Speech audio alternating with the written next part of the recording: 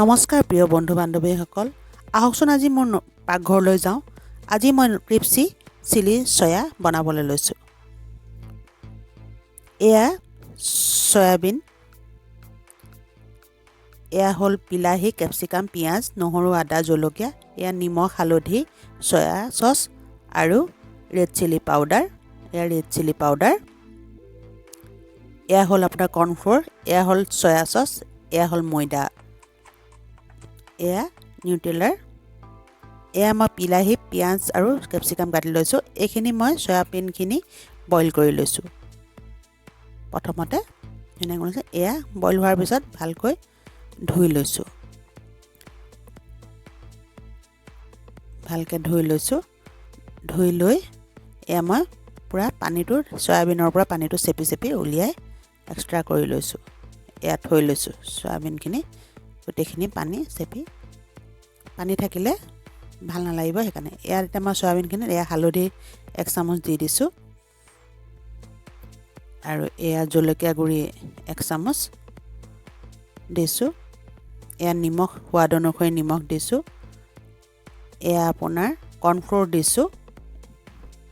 আৰু এয়া অলপ ময়দা দিছো আৰু এয়া আপোনাৰ নহৰু জলকীয়া পেষ্ট দিছো এয়া এনেকৈ কৰি গোটেই হেৰি কৰি হানি লৈছো এয়া এতিয়া সয়া সসকন দি দিম সয়া সস আপোনাৰ 2 চামুচ সয়া সস দিছো 2 চামুচ হয় 2 চামুচ মই বাটি এটা জুখি লৈছিলো এই 2 চামুচ সয়া সস দি এয়া ধুনিয়াকৈ মেৰিনেট কৰি লৈছো মেৰিনেট কৰি মই 10 মিনিট ৰাখি এয়া তেল গৰম কৰিছো ৰিফাইন তেল দিছো তেলত এয়া আপোনাৰ নিউট্ৰেলাৰখিনি সয়াবিনখিনি এয়া দিছো এয়া ফ্ৰাই কৰিছো লাগি যাব কৰ্নফ্লোৰ দিয়াৰ কাৰণে হয়তো সেইকাৰণে মই এটা কৰি অতৰাই দিছো এয়া ৰঙচুৱা হৈছে দেখিছেনে কালাৰটো কিমান ধুনিয়া হৈছে এয়া ফ্ৰাই কৰি লৈছো অলপকৈ দিছো একেলগে গোটেইখিনি দিলে লাগি ধৰিব সেইকাৰণে তেলত অলপকৈ দি কেইবাবাৰো ভাজি লৈছো এয়া কালাৰটো ভাল লাগিছে ধুনিয়াকৈ উতলিছে তেলটো হুমাই গৈছে ভিতৰত ধুনিয়াকৈ এয়া কাঢ়ি লৈছো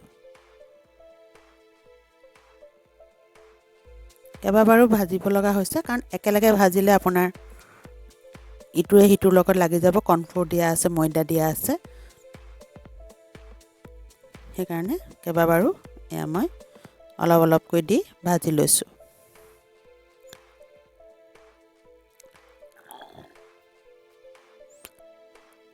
ভাজি লৈছো আপোনালোকে যদি মোৰ নতুনকৈ মোৰ এই চেনেলটো চাইছে লাইক যদি ভাল পায় লাইক এটা কমেন্ট এটা আৰু সাবস্ক্ৰাইব কৰিব নাপাহৰিব সাবস্ক্ৰাইব কৰোতে কাষতে আইকন বেলটো আছে বজাই দিব এয়া মই গোটেই সয়াবিনখিনি কাঢ়ি লৈছো এতিয়া সৰুকৈ কুটি লৈছিলো নহৰু আৰু আদা এয়া তেলতে দি এয়া ভাজি দিছো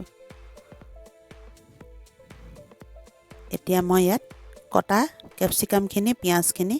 আৰু দুটামান জলকীয়া কাটি লৈছিলো এয়া দি দিছো সেইখিনি মই এতিয়া ভাজিম এয়া ভাজিছো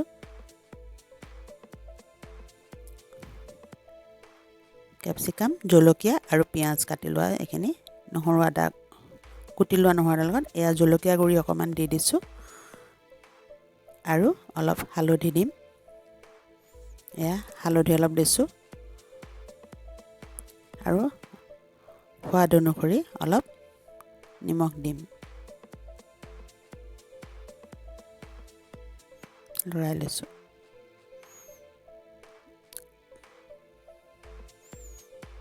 আৰু অকমান নহৰু আদাৰ পেষ্ট দি দিছো জলকীয়াৰ পেষ্ট নহৰু আৰু জলকীয়াৰ পেষ্ট আছিল যে সয়াবিনত হনা হেয়া দি দিছো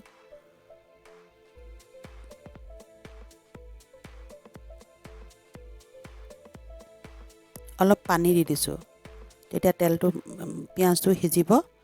আৰু ক্যাপসিকামখিনিও সিজিব এয়া নিমখ দি দিছো অকমান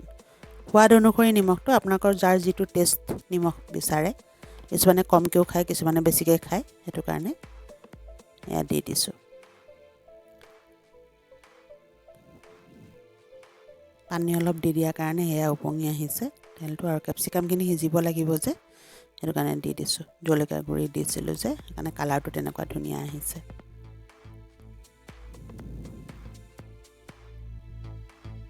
এয়া সিজিছে আৰু লাহে লাহে মই এনেকৈ আহি থাকিম মোৰ পাকঘৰলৈ আপোনালোকে চাবলৈ নাপাহৰিব নতুন নতুন ৰেচিপি লৈ মই আহি থাকিম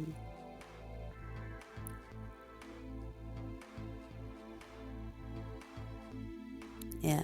অলপ অলপ সিজিছে আৰু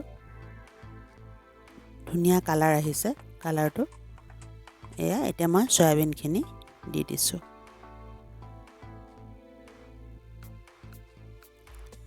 সয়াবিনখিনি লৰাই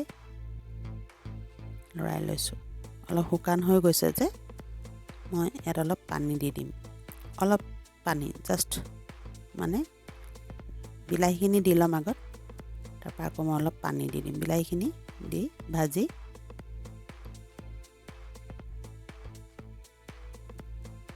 কাৰণ সিজিব লাগিব বিলাহীটো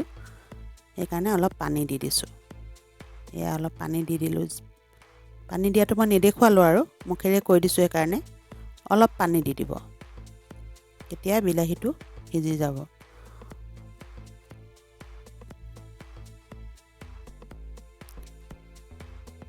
পানী দি দিয়াৰ কাৰণে বিলাহীটো সিজি গৈছে গলি গৈছে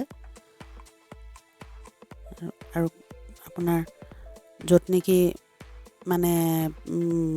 ময়দা আৰু হেৰি দিছিলোঁ তাৰ পৰা অকণমান হেৰি হৈছে কাৰণে থুপথুপীয়া টাইপৰ হৈছে এয়া ক্ৰিপচি চিলি সয়া হৈ গৈছে আৰু বেছি সময় নাই অকণমান সময় আছে এয়া হৈছে আৰু এয়া হ'ল ক্ৰিপচি চিলি সয়া আপোনালোকে খাই চাবচোন ভাতৰ লগতো খাব পাৰে ৰুটিৰ লগতো খাব পাৰে কেনেকুৱা পালে জনাব ধন্যবাদ